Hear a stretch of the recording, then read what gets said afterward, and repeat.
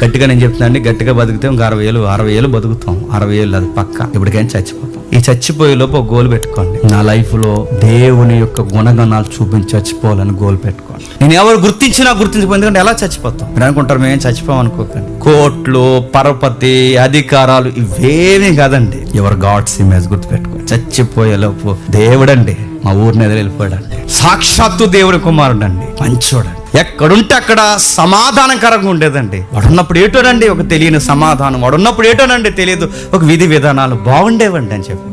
దరిద్రం వదిలిపోయిందండి చచ్చిపోయి అనకూడదు, గుర్తుపెట్టుకోండి. ఊరికి సేడ వదిలిపోయింది అనకూడదు. మనం వెళ్ళిపోతే మన లోటు కనబడాలి. అది సంఘంలైనా, సమాజంలైనా, స్నేహంలైనా, కుటుంబంలైనా. వాడుంటే లెక్క వేరండి, వాళ్ళు లేడండి. ఆ లోటు కనబడాలి. అది ఎప్పుడు కనబడుతుంది చెప్తున్నా, నువ్వు దేవుని ఇమేజ్ని కనపరచిన మీ మాటలు, మీ తీరు, మీ నడవడిక, మీ నిర్ణయాలు బయట వాళ్ళకి ఎలా ఉంటుందో తెలుసా? ఏంట్రా ఇలా ఎంత డిఫరెంట్ గా ఉంటారంటే వాళ్ళకి అర్థం అవ్వాలి మనం గాడ్స్ ఇమేజ్.